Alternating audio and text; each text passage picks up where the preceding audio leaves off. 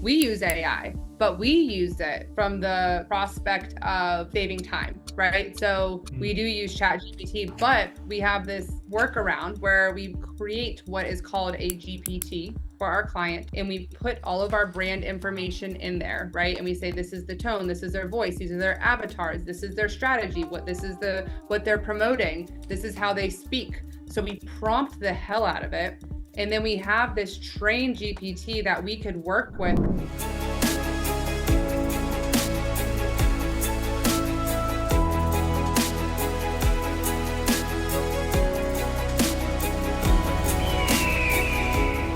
I want to talk a little bit about as entrepreneurs, business owners, social media is a very distracting place to be. Also, let's be honest, there's some real jerks on social media that are keyboard warriors and are going to just say stupid and crappy things about you. So one of the things I love working with somebody like you is, number one, you're the pro. So to all of the points that you've just said, you know what to do on social media. You know what it's there for, but also you've just limited me from having to expose myself to that distraction. I can focus on what I do best. Flip can focus on what he does best. And that's not to get on social media and see crappy comments. And to that point, crappy comments, they're probably as good as the good comments, right? The more you're on social media, like all those haters, the people that, know, like, and trust you, get on and defend you anyway, right? You don't have to be, on there worried about that stuff. And like the algorithm, it helps the algorithm. Like I've kind of learned to, hey, if you get on and see that stuff, just go, hooray, let the haters hate, it is what it is. But talk to that. You live in social media. So you're obviously, it's your gig to be on it every day, but how much it helps us in our business to not have to be on there, but still providing the value to everybody else in our company by being there for all the reasons that you said. Can you share a little bit about that and how you've helped other people in the same way? Absolutely. Well, my first comment I'd like to make, what you said about haters, and then you have people that like kind of handle it for you. That's what we call brand culture, right? That's your brand is working for you. And that's when you know it's your strategy is working. If somebody comes on there and like, and then you have immediate responses, it's like you have an army of people, like a digital army. And they're like, no way. This is not true. This is not how it is. You should do this. And you don't have to do anything. It's amazing. That is brand culture right there. I'm actually hosting a panel at the end of this month. It's called Defining Your Brand, and it's about what people say about you when you're not in the room. So very similar to what you were just saying. It's like, how do I do this social media thing without being entrenched in it? And that's why I created a business around it. Like, let's be honest, it sucks. It's nobody wants to do it. And it's so time consuming. And it's not, I was talking to somebody earlier today. It's not like, oh, I could hire my little niece or my cousin who just like, she's in high school, she loves social media to do it. It's not, it's a business. It truly is a business, and it's getting more and more and more complex as technology evolves, especially with AI coming out, right? You have to have somebody in there that creates that human-centered approach that is as raw and as real and authentic as possible, and somebody that's really in tune with what you guys are doing, which is why I love that you hire in-house, that you guys have the ability to hire in-house, because as y'all know, it's a lot of work, right? Even working with us, we try our best to model our business after entrepreneurs who have a crazy lifestyle. They don't have time to be filming every single day, but it's a lot of work. So accepting that it may not be a full-time job, but it is something that you will have your hands off the technical and the logistics side of it and the strategy side of it, but you need to have somebody be like, this is what's working, this is not what's working, let's try this, and then just keep rolling with the punches as they come. But yeah, it's not something that a business owner can run effectively with their business. They either need to outsource it or hire somebody else. There's no other way around it. Yes, 100%. And if you're going to spend the money, might as well spend the money on the pro, because hiring somebody that also doesn't know what they're doing, then there's really not a point, in my opinion, because I don't think you're being effective. And many times, I want to talk to this. You brought up AI, and I want to talk about this because I see so many people making the mistake of saying, hey, AI is going to replace all these marketing, pros, and I'm going to use this and it's, for free or whatever. And I kind of want to say, you're my competitor, so go for it, have a great time. But the truth is, you can read right through AI, and my team has even tested some stuff and sent it to me. And I was like, that's AI written. Like, a human element when you read it. And authenticity and the genuine feel and look of somebody's life is so, so different. And if you want to stand apart from the rest, hire a professional social media agency that is going to show the real you. And if you want to drown in the rest of the competition and not be seen, then use AI.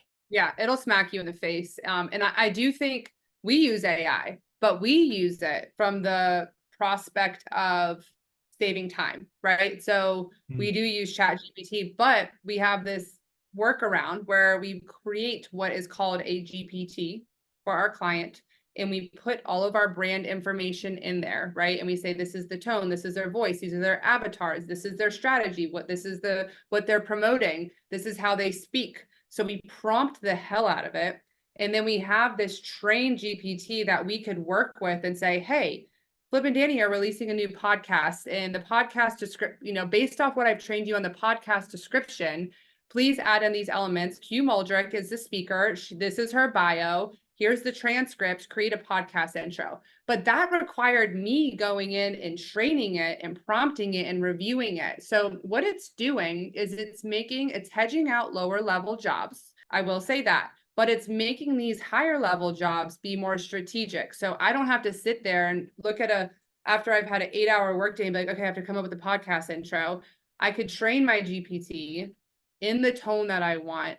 I could curate instant prompts right away or instant frameworks. And then I could say, I like this, I don't like that. But it takes away from starting with a blank canvas. It's like gives you an outline to work with. So I do believe there's a balance between using AI and a human-centered approach, but I do not believe, I tell my girls, I'm like, if you use that first prompt on ChatGPT, you're getting written up. Like that's you need to take that as a baseline and reprompt it, rework it, or you build something and have GPT evolve it. But yeah, we use AI. And I feel like in the marketing world, if you're not adding AI into your systems in a productive way that saves you time and creates efficiencies, then you will be left behind, right? So there's two ways to look at it. There's a partnership with the human and the AI. But what you said, if you just let AI do it all, it's obvious. Like you could look at a description, be like, okay, ChatGPT made that, right? And that's becoming more and more transparent as people are getting more into the AI world. They're going to see that, and then it's just going to be inevitable. So personalizing the hell out of your AI is very, very important because, again, people will see through that and they'll immediately unfollow you. They'll be like, oh, this is fake. This isn't real, which goes into the importance more as AI evolves. People want faces. They want faces. They want real people. AI will be able to create beautiful graphics and beautiful, infographics or posts, but people are going to crave human interaction, even if it's digitally. So it's a nice balance of everything, but it's respecting the ethics of curating something with a strategic approach with AI as a support tool. I love that. Man, gold nuggets. All you business owners out there, I hope you wrapped all that up. That was beautiful. Okay, one of my last questions, I don't know if you have any. Sorry, I've been like stealing Q's time here. I'm used to it. But trends. Talk to me about, because social media changes so fast. Another thing that I don't want to be responsible for staying on top of. So talk to us about the trends and how your team stays on top of everything. Yeah. So I will be the first to say, as the CEO now of a social media digital agency, I have my hands off of the social media trends component. But the number one priority in our group of we have 13 people on our team right now, 8 people that are in the office, is educating. So we have a daily Slack channel where it's like, hey, this reel was released, or this trend was released, or whatever it is, this platform was added in, this is the algorithm change, this is like a new strategy or new hack. So we have that daily connection. And then each of the girls has their own platform. So somebody focuses just on Facebook, somebody focuses just on YouTube, somebody focuses, because it's impossible to be an expert in all of them. So each girl really dives into a platform. each month, and they'll pick like the top 5 trends that are happening and they pitch it to the team. And then our team all goes in and they apply those trends and those tactics and those strategies to our clients' profiles. And then 30 days later, we all look at the data. We see what worked, what didn't work, what trend is still going, what trend is falling off, because that's just how it goes. But yeah, I would say trends are specific per platform. So with Instagram right now, I would say Instagram's really battling right now with like testing everything out. They really went towards like the creator and big business side. Now they're dialing it back, but short form content, that's always been an Instagram focus, and Instagram's trying to increase it to more long form content. And TikTok is just pure entertainment, right? We definitely like to have, education and, some fun professional content on there, but people like that user generated content, like the stuff that you capture. You're like, oh, I pulled my phone out in that moment when it happened that nobody else would have captured that moment. So I will say I am no longer an expert on trends and what's happening, but my girls have a system, a very, very intense system, because if we're not staying on top of it, same with AI, we're going to fall behind it. So it's something that's cyclical, and we're changing it on a daily basis. What we thought we knew yesterday, we could apply this whole campaign to this whole trending concept, and then it dies out and we got to reapply it. So it's a process. I love it. Flip, any questions for Q? Well, actually, I do have a very serious question. Oh my When gosh. she starts Just get laughing. ready. I'm like, I don't know. So I'm not completely in the know, but I do know that Musk fella bought Twitter, right? Yes. But he bought that like almost a year ago now, and mean it's X? called X, right? Yeah. So how much longer do we have to say X, formerly known as Twitter, since it's been a year now? Can we just call it X Really now? good question. I don't know. I don't know the answer to that question. I mean, even I know what X is. Yeah, I think everybody's fighting it. I listen to these AI podcasts, and Elon Musk is involved with that, Sam Altman, like all these big players, and Right. it will have its own reality TV show. It's really dramatic in the tech world and what they're doing with AI. So I feel like people are fighting. We don't want to say X. We're not saying X because we're like, it's like this dramatic push and pull between all these big players in the AI world, and people are buying Meta and buying TikTok and buying Twitter, and they're changing the names, and it's pretty crazy. But I do not know the answer to that one, Flip, but I would say probably the next 2 to 3 years it's probably at going to be least. something else. Yeah, I was thinking, I mean, he could have called it anything. He could have called it Apples, but we would still say Apples, formerly known as Twitter, just because it's him. Yeah, 100%. Yeah, he's an interesting cat.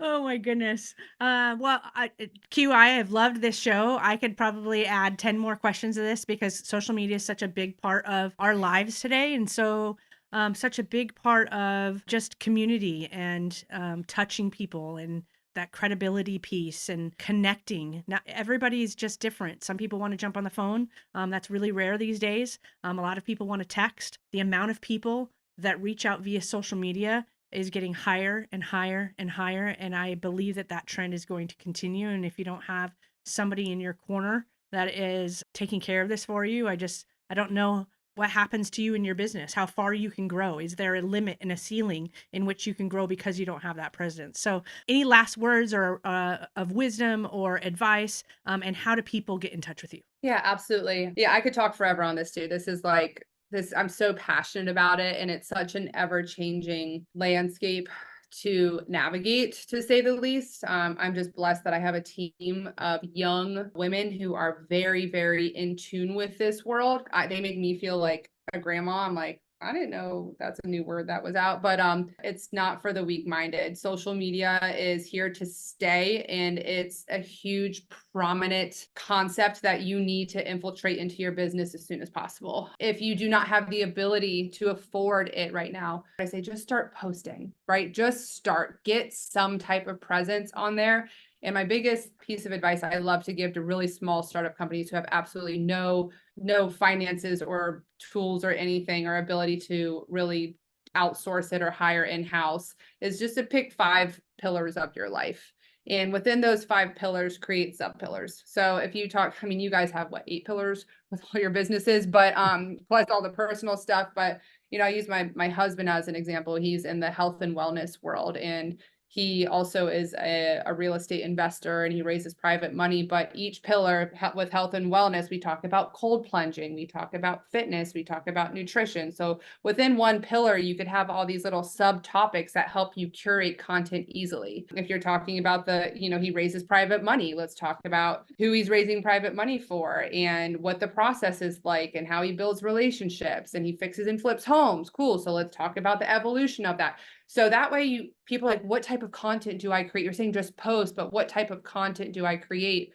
Create those 5 pillars and create sub pillars underneath. And all of a sudden you have 100 pieces of content that you could continuously film. And don't worry about what anybody thinks about you. Like you said, haters are going to hate. Every hater is a follower. If you ain't liking, you lurking. I've heard it all. So you're not going to be everybody's cup of tea, and that's okay. But Pace Morby always says, I learned this from him.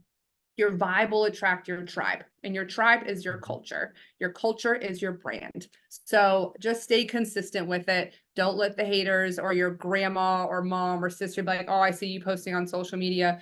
You are trying to build a business and you are doing the right thing. So I have so many people who are so scared to get online and so scared to get in front of the camera, and I get it. It's not natural. It's quite narcissistic and weird, but it's where the world is evolving. So just post. I love it. And how do people get in touch with you? Yes, sorry. So our website, we're legacydigital.com. You can find us on Instagram, TikTok, Facebook, YouTube, LinkedIn. Legacy Digital Media is our handle, and I believe I sent all that. It might be in the show notes, but yeah, we work with all types of industries. We're very versatile. We started our business in the real estate investor entrepreneurial personal brand world, but we really have evolved over the last year and a half, and we love what we do. So we would love to connect with anybody, whether it's just you need some help or some advice, or if you're interested in our services, hit us up. Thank you so much, Q. And we are a personal testimonial for Q and her entire team. I don't know if you have all women, but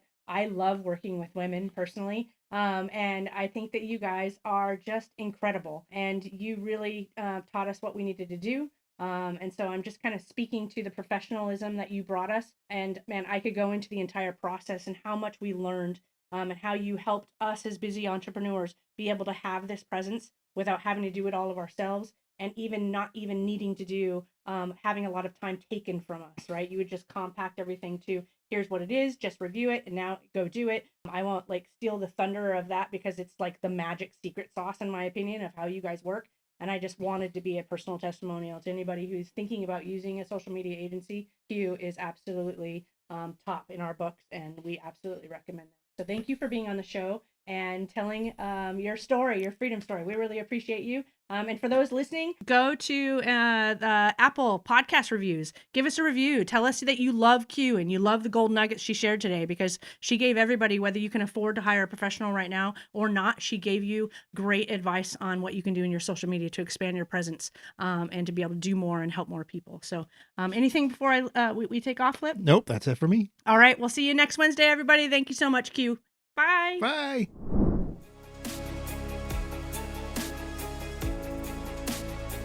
Nothing on this show should be considered specific, personal, or professional advice. Please consult an appropriate tax, legal, real estate, financial, or business professional for individualized advice. Opinions and information on the show are not guaranteed. All investment strategies have the potential for profit or loss.